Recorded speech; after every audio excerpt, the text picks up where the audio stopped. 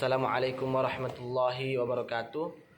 Perkenalkan, nama saya Abil Arkam dengan NIM 504 001 22108 dengan program studi Manajemen Dakwah Fakultas Dakwah dan Komunikasi UIN Alauddin Makassar.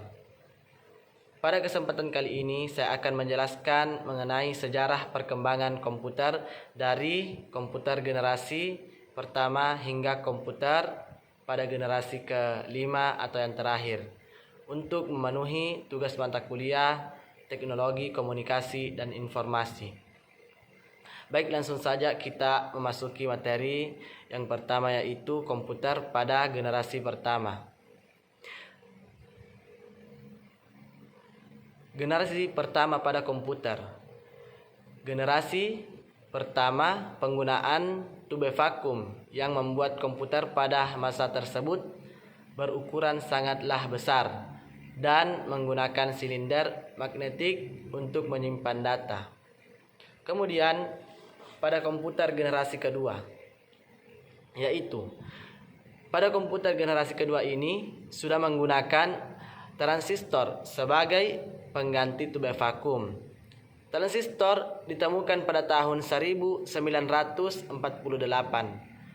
Transistor adalah suatu alat semikonduktor yang digunakan untuk penguat sirkuit pemutus dan penyambung,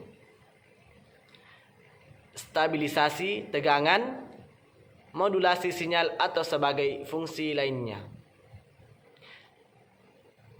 Kemudian komputer pada generasi ketiga, yaitu pada komputer generasi ketiga ini seorang ilmuwan yang bernama Jack Kilby mengembangkan sebuah IC Integrated Circuit pada tahun 1958.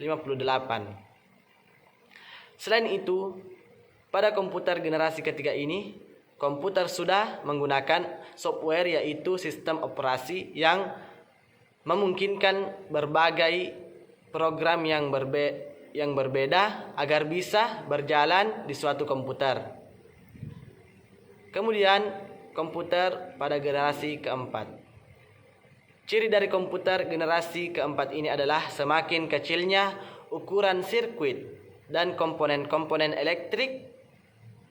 Pada generasi keempat ini komputer sudah tidak lagi didominasi oleh perusahaan-perusahaan besar dan lembaga pemerintah, bahkan masyarakat umum pun sudah banyak yang menggunakan komputer generasi komputer keempat ini. Kemudian komputer pada generasi kelima atau generasi terakhir.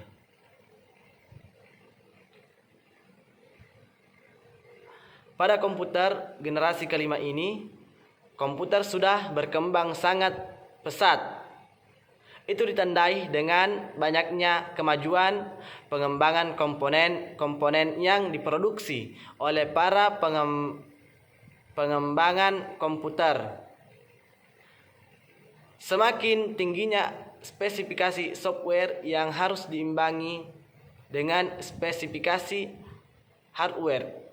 Kemajuan lain adalah teknologi superkonduktor yang memungkinkan aliran elektrik tanpa ada hambatan apapun, yang nantinya dapat mempercepat kecepatan informasi.